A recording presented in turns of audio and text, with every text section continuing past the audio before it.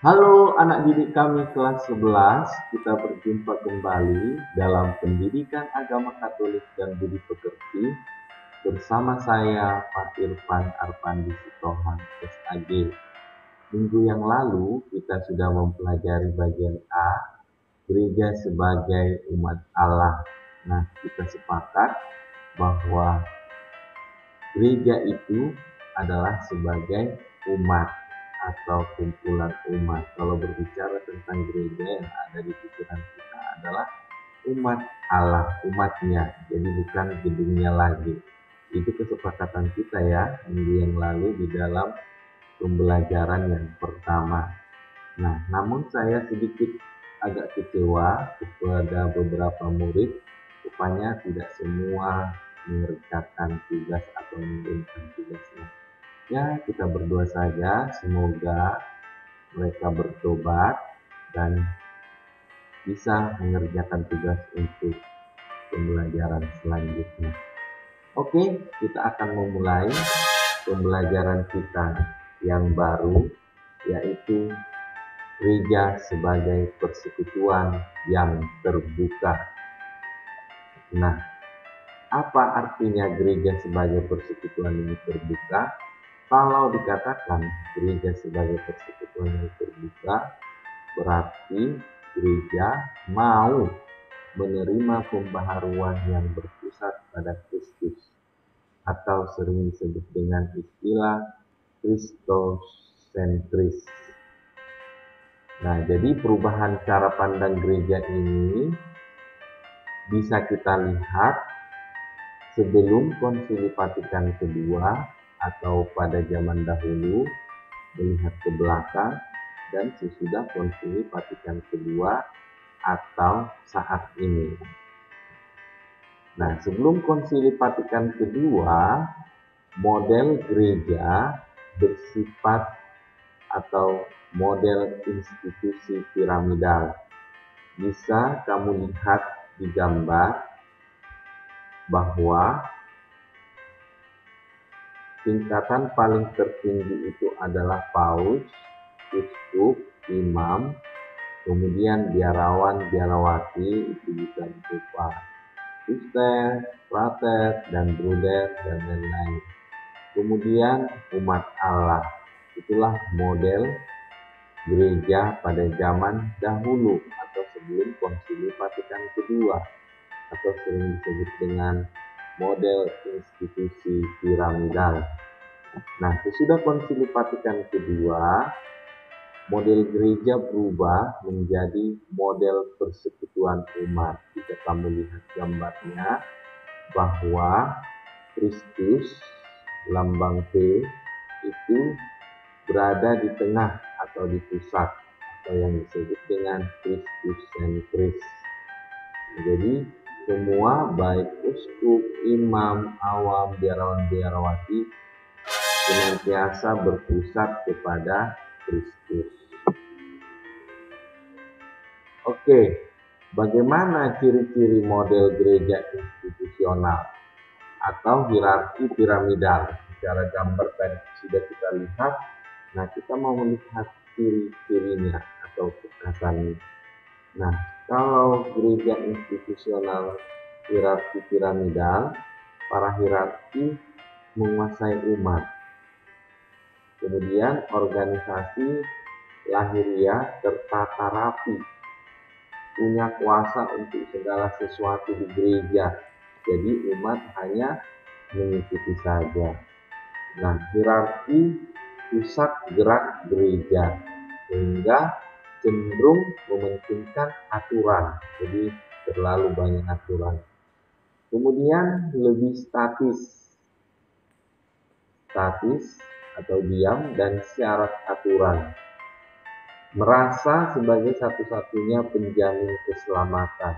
Artinya hanya yang anggota gereja yang selamat, di luar gereja tidak selamat, atau sering dikenal dengan istilah extra ecclesia nulla salus. Kemudian terlalu mementingkan diri. Nah, model gereja persekutuan umat Kristus sebagai pusat hidup gereja. Nah, jadi karena Kristus sebagai pusat hidup gereja, maka gereja bersifat atau bersikap terbuka, rela mengadakan dialog atau berdialog.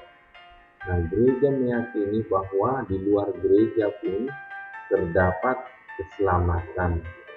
Maka dalam Nostra Aetate artikel kedua, gereja tidak menolak segala sesuatu yang benar di luar dari agama Katolik.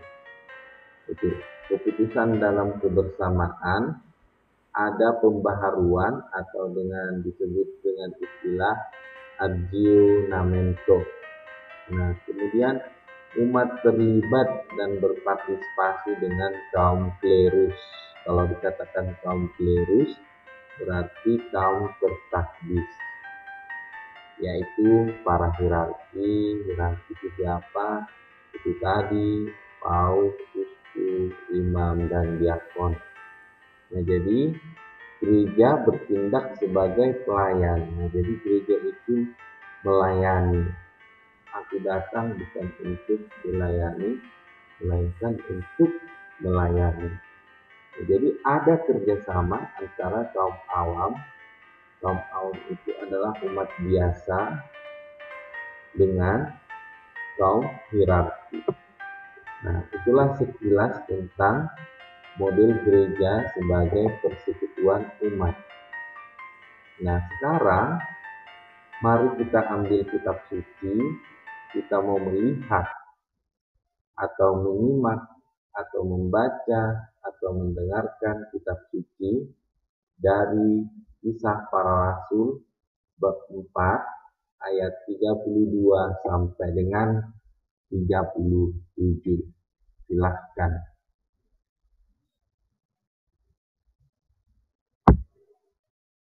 Silahkan kita dengarkan. Adapun kumpulan orang yang telah percaya itu, mereka sehati dan sejiwa, dan tidak seorang pun yang berkata bahwa sesuatu dari kepunyaannya adalah miliknya sendiri, tetapi segala sesuatu adalah kepunyaan mereka bersama. Dan dengan kuasa yang besar, rasul-rasul memberi kesaksian tentang kebangkitan Tuhan Yesus, dan mereka semua hidup dalam kasih karunia yang melimpah-limpah. Sebab tidak ada seorang pun yang berkekurangan di antara mereka, karena semua orang yang mempunyai tanah atau rumah menjual kepunyaannya itu, dan hasil penjualan itu mereka bawa dan mereka letakkan di depan kaki rasul-rasul, lalu dibagi-bagikan kepada setiap orang sesuai dengan keperluannya. Demikian pula dengan Yusuf, yang oleh rasul-rasul disebut Barnabas, artinya anak penghiburan, seorang Lewi dari Siprus. Ia menjual ladang miliknya, lalu membawa uangnya itu dan meletakkannya di depan kaki rasul-rasul.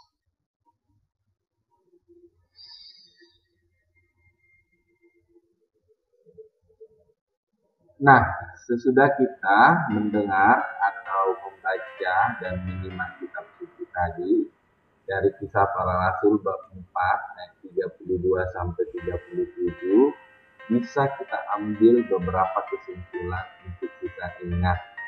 Yang pertama, bahwa Kisah Para Rasul bab 4 ayat 32 sampai 37 memberikan gambaran yang ideal, yang cocok terhadap komunitas atau persekutuan umat perdana.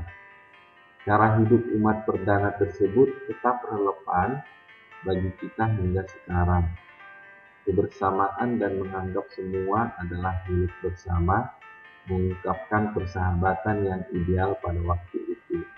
Yang pokok ialah bahwa semua anggota jemaat dicukupi kebutuhannya dan tidak seorang pun menyimpan kekayaan bagi dirinya sendiri, sementara yang lain berkekurangan. Mungkin saja kita tidak dapat menirunya secara harfiah sebab situasi sosial ekonomi kita sudah berubah, namun semangat dasarnya dapat kita tiru, yaitu kepekaan terhadap situasi sosial ekonomi sesama saudara dalam persekutuan umat. Yesus adalah pusat gereja. Tanpa Yesus, kita tidak bisa berjalan sebagaimana mestinya. Gereja harus keluar dari diri sendiri menuju keberadaannya. Memang kita keluar ada berbagai masalah, tetapi lebih baik daripada gereja yang menutup diri seperti gereja yang sakit. Nah, kalau kita mengakui gereja sebagai persekutuan terbuka, maka ada konsekuensinya. Yang pertama, gereja itu harus mau terbuka terhadap agama lain. Maka gereja harus bisa toleransi terhadap agama lain.